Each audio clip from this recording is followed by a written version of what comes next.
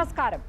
ഏകാധിപത്യ കാലത്തെ പോലൊരു സംവിധാനമാണോ കേന്ദ്ര സർക്കാർ ആരംഭിച്ച സഹ്യോഗ് പോർട്ടൽ? പൗരന്മാർ സർക്കാരിന് ഇഷ്ടപ്പെടാത്തത് എന്തു പറഞ്ഞാലും ആ നിമിഷം അത് എടുത്തുമാറ്റാൻ ഇവിടെ രാജഭരണമാണോ? 2023 കേന്ദ്ര സർക്കാർ ആരംഭിച്ച സഹ്യോഗ് പോർട്ടലിന്റെ ദോഷവശങ്ങൾ പുറത്തെത്തിച്ചത് ഇന്ത്യയിലെ ഏതെങ്കിലും സംഘടനയോ പാർട്ടികളോ അല്ല. അഭിപ്രായ സ്വാതന്ത്ര്യത്തെ പൂർണ്ണമായും തള്ളുന്നതാണ് പോർട്ടൽ എന്ന് ചൂണ്ടിക്കാണിച്ച് കേസ് നടത്തുന്നത് സഹസ്രകോടീശ്വരൻ ഇലോൺ മസ്കിന്റെ എക്സ് പ്ലാറ്റ്ഫോമാണ്. സംസ്ഥാന പോലീസ് വിഭാഗങ്ങളും കേന്ദ്ര അന്വേഷണ സംഘങ്ങളും ഇന്റർനെറ്റ് ഇടനില കമ്പനികളും ചേർന്നതാണ് സഹ്യോഗ് സംവിധാനം. രാജ്യസുരക്ഷയെ ബാധിക്കുന്ന അഭിപ്രായങ്ങൾ അപ്പപ്പോൾ തടയാൻ എന്ന പേരിലാണ് സംവിധാനം ആരംഭിച്ചത്. പക്ഷേ ഇന്റർനെറ്റിലൂടെ വരുന്ന ഏത് വിവരവും മറച്ചുവെക്കാൻ ഈ സംവിധാനം ഉപയോഗിക്കുന്നു എന്നാണ് എക്സ് പ്ലാറ്റ്ഫോം കോടതിയെ അറിയിച്ചത്. ഇന്ത്യയുടെ ഭരണഘടന ഉറപ്പു നൽകുന്ന അഭിപ്രായ സ്വാതന്ത്ര്യം തന്നെയാണ് ഇവിടെ സംശയ നിഴലിൽ ആകുന്നത്. സ്പോട്ട്ലൈറ്റ് ആരംഭിക്കുന്നു. അഭിപ്രായ സ്വാതന്ത്ര്യം അടച്ചുപൂട്ടാനോ സഹ്യോഗ് പോർട്ടൽ? 2000 നിലവിൽ വന്ന വിവര സാങ്കേതിക നിയമത്തിലെ 79(3)(b) വകുപ്പുണ്ട്. ഇതനുസരിച്ച് സർക്കാർ ഏജൻസികൾ നിയമവിരുദ്ധമെന്ന് കണ്ടെത്തി ചൂണ്ടിക്കാണിക്കുന്ന വിവരങ്ങൾ ഇന്റർനെറ്റ് ഇടനിലക്കാർ നീക്കം ചെയ്യണം. അതായത് ഫേസ്ബുക്ക്, എക്സ് എന്ന പഴയ ട്വിറ്റർ, ഇൻസ്റ്റഗ്രാം തുടങ്ങിയവ സർക്കാർ ആവശ്യപ്പെടുന്ന പോസ്റ്റുകൾ നീക്കം ചെയ്യണം എന്നാണ് ഈ വ്യവസ്ഥ. ഇത് ഭരണഘടന ഉറപ്പു നൽകുന്ന അഭിപ്രായ സ്വാതന്ത്ര്യത്തിന്റെ ലംഘനമാണെന്ന് മെറ്റ വാദിക്കുന്നു. സഹ്യോഗ് ഫലത്തിൽ കേന്ദ്ര സർക്കാർ ആരംഭിച്ച സെൻസർഷിപ്പ് തന്നെയാണ് എന്നാണ് വാദം. സാമൂഹിക മാധ്യമങ്ങളിൽ ഏത് വിവരം പ്രസിദ്ധീകരിക്കുന്നതും ഫലത്തിൽ തടയാൻ കഴിയും. കേന്ദ്ര സർക്കാരിനെ എതിർക്കുന്നവരുടെ ശബ്ദമില്ലാതാക്കാനുള്ള വഴിയായും ഇത് മാറാം. വിയോജിപ്പുകൾക്കുള്ള അവസരം പോലും നഷ്ടപ്പെടാം. ഇന്ത്യയുടെ ജനാധിപത്യത്തിന്റെ അടിസ്ഥാനം തന്നെ വിയോജിക്കാനുള്ള അവകാശമാണ്. അത് ഇല്ലാതാകും എന്ന് ചൂണ്ടിക്കാണിച്ച് കർണാടകയിലും ഡൽഹിയിലും ഹൈക്കോടതികളെ സമീപിച്ചിരിക്കുന്നത് ഇലോൺ മസ്കിന്റെ എക്സ് പ്ലാറ്റ്ഫോമാണ്. സഹ്യോഗ് പോർട്ടലിന്റെ ഭാഗമാകാൻ കേന്ദ്ര സർക്കാരിന് നിർബന്ധിക്കാനാവില്ല എന്നാണ് എക്സ് ഡൽഹി ഹൈക്കോടതിയെ അറിയിച്ചത്. ഇന്റർനെറ്റിലെ വിവരങ്ങളെല്ലാം സർക്കാർ നിയന്ത്രിക്കുന്ന വിധത്തിലേക്ക് സഹ്യോഗ് മാറുമെന്നും സത്യവാങ്മൂലത്തിൽ പറയുന്നു. അന്വേഷണ സംഘങ്ങളെയും സോഷ്യൽ മീഡിയ പ്ലാറ്റ്ഫോമുകളെയും ടെലികോം സേവനദാതാക്കളെയും ഒരു കുടക്കീഴിൽ കൊണ്ടുവരാൻ എന്ന പേരിലാണ് 2023 ഒക്ടോബറിൽ സഹ്യോഗ് ആരംഭിച്ചത്. IT ആക്ടിലെ 79 അനുസരിച്ച് രാജ്യത്തിനെതിരായ വിവരങ്ങൾ തമസ്കരിക്കാൻ ഈ സംവിധാനം ഉപയോഗിക്കും എന്നാണ് IT മന്ത്രാലയത്തിന്റെ വിശദീകരണം. സഹ്യോഗ് ഉണ്ടാക്കി എന്നും 2023 ഒക്ടോബർ മുതൽ പ്രവർത്തിക്കുന്നുണ്ടെന്നും ഡൽഹി ഹൈക്കോടതിയിൽ കഴിഞ്ഞ വർഷം മാത്രമാണ് കേന്ദ്ര സർക്കാർ വെളിപ്പെടുത്തിയത്.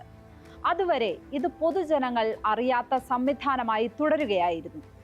IT ആക്ടിലെ 79 അനുസരിച്ച് ഇന്റർനെറ്റിൽ ആരെങ്കിലും ഇടുന്ന വിവരങ്ങൾക്ക് സോഷ്യൽ മീഡിയ പ്ലാറ്റ്ഫോമുകൾ ഉത്തരം പറയേണ്ടതില്ല. എന്നാൽ 79(3)(b) ഇതിനൊരു അപവാദമാണ്. സർക്കാർ ഏജൻസികൾ പറഞ്ഞാൽ ഈ വകുപ്പ് അനുസരിച്ച് ഏത് പോസ്റ്റും മറയ്ക്കാനും ഡിലീറ്റ് ചെയ്യാനും സോഷ്യൽ മീഡിയ കമ്പനികൾ ബാധ്യസ്ഥരാണ്. ഈ വകുപ്പിന് എതിരായാണ് ഇപ്പോൾ എക്സ് പ്ലാറ്റ്ഫോം കേസ് കൊടുത്തിരിക്കുന്നത്. IT ആക്ടിലെ 69(a) അനുസരിച്ച് രാജ്യസുരക്ഷയെ ബാധിക്കുന്നതോ പൊതുജീവിതത്തെ തടസ്സപ്പെടുത്തുന്നതോ ആയ വിവരങ്ങൾ മാത്രമേ മറച്ചുവെക്കാനാകൂ. എന്നാൽ ഇതിൽ നിന്ന് ഭിന്നമായി അന്വേഷണ ഉദ്യോഗസ്ഥർ രേഖാമൂലം നൽകുന്ന ആവശ്യത്തിനനുസരിച്ച് ഏത് പോസ്റ്റും ഡിലീറ്റ് ചെയ്യേണ്ടി വരും. ഇത് അഭിപ്രായ സ്വാതന്ത്ര്യത്തിനും വിശാല ജനാധിപത്യ ബോധത്തിനും എതിരാണെന്നും ഡൽഹി ഹൈക്കോടതിയിൽ നൽകിയ കേസിൽ എക്സ് പറയുന്നു. ശരിക്കും അടിയന്തരാവസ്ഥ കാലത്ത് എന്നതുപോലെ സെൻസർഷിപ്പ് തന്നെയാണ് കേന്ദ്ര സർക്കാർ നടപ്പാക്കുന്നത് എന്നാണ് വാദം. ഈ വകുപ്പ് ഉപയോഗിച്ച് കേന്ദ്ര സർക്കാരിന്റെ ഏത് മന്ത്രാലയത്തിനോ സംസ്ഥാന സർക്കാരുകൾക്കോ വിവിധ കേന്ദ്ര അന്വേഷണ ഏജൻസികൾക്കോ ലോക്കൽ പോലീസിനോ വേണമെങ്കിൽ പോസ്റ്റ് ഡിലീറ്റ് ചെയ്യാനുള്ള നിർദ്ദേശം നൽകാം. ഇതനുസരിച്ച് പ്രവർത്തിക്കേണ്ട ബാധ്യത ഏറ്റെടുക്കാനാവില്ല എന്നാണ് എക്സ് നൽകിയിരിക്കുന്ന കേസിന്റെ അന്തസത്ത. പാശ്ചാത്യ രാജ്യങ്ങളിലും മറ്റുമുള്ള വിശാല ജനാധിപത്യ ബോധത്തിന് വിരുദ്ധമാണ് പോയ നൂറ്റാണ്ടിലെ നിലപാടുകളുമായുള്ള ഈ നിയമം എന്നാണ് എക്സ് ചൂണ്ടിക്കാണിക്കുന്നത്. സഹ്യോഗ് പോർട്ടൽ അക്ഷരാർത്ഥത്തിൽ സെൻസർഷിപ്പ് ഉപകരണമാണെന്നാണ് വാദം. സർക്കാരും അന്വേഷണ ഉദ്യോഗസ്ഥരും സോഷ്യൽ മീഡിയ പ്ലാറ്റ്ഫോമുകളും മാത്രമുള്ള സംവിധാനമാണ് സഹയോഗ്. അവിടെ സർക്കാരോ അന്വേഷണ സംഘങ്ങളോ നൽകുന്ന നിർദ്ദേശങ്ങൾ മാത്രമാണ് ഏക ആശയവിനിമയം. ആ നിർദ്ദേശമനുസരിച്ച് ഏത് പോസ്റ്റും ചോദ്യവും ഉത്തരവുമില്ലാതെ നീക്കം ചെയ്യേണ്ടി വരും. പോസ്റ്റോ സ്റ്റാറ്റസോ ഇട്ടയാൾക്ക് പറയാനുള്ളത് കേൾക്കാൻ സംവിധാനമില്ല. അത് ചോദിക്കേണ്ട ആവശ്യം പോലുമില്ലാത്ത വിധമാണ് സഹയോഗിന്റെ പ്രവർത്തനം. ജനത എന്തു പറഞ്ഞാലും സർക്കാരിന് ഇഷ്ടമുള്ളത് മാത്രമേ മറ്റുള്ളവർ കാണൂ എന്നതാണ് ഇതിന്റെ അനന്തരഫലം. ഈ വിവര തമസ്കരണം ഒരു ഘട്ടം കഴിഞ്ഞാൽ ആകാശവാണിയും ദൂരദർശനും പോലുള്ള സംവിധാനമായി സോഷ്യൽ മീഡിയയെ മാറ്റും. സർക്കാരിന് ഇഷ്ടമുള്ള കാര്യങ്ങൾ മാത്രം പറയുന്ന വേദി. അവിടെ വേറിട്ട ശബ്ദമോ വേറിട്ട കാഴ്ചയോ ഉണ്ടാകില്ല. അടിയന്തരാവസ്ഥ കാലത്ത് വെള്ളത്തിൽ പാറ്റയെക്കുറിച്ച് വാർത്താ പരമ്പര ചെയ്ത മാധ്യമങ്ങളുണ്ട് കേരളത്തിൽ. റോഡ് പണിയെക്കുറിച്ചോ അഴിമതിയെക്കുറിച്ചോ എന്തെങ്കിലും മിണ്ടിയാൽ ആ സ്ഥാപനം പൂട്ടിക്കുമെന്നതിനാൽ ഏതൊരഭിപ്രായങ്ങളൊന്നും പറയാൻ കഴിയില്ല. പറഞ്ഞാൽ മൂന്നാമതൊരാൾ കാണുകയുമില്ല.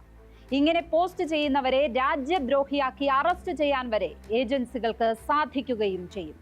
കേസ് നടത്തുന്നത് ഇലോൺ മസ്ക് ആണെങ്കിലും രാജ്യത്തെ ജനാധിപത്യവാദികളൊക്കെ ഇക്കാര്യത്തിലെങ്കിലും പിന്നിൽ അണിനിരക്കേണ്ടതുണ്ട്. സ്പോട്ട്ലൈറ്റ് ഇനി മറ്റൊരു വിഷയവുമായി നാളെ ഇതേ സമയം. നമസ്കാരം.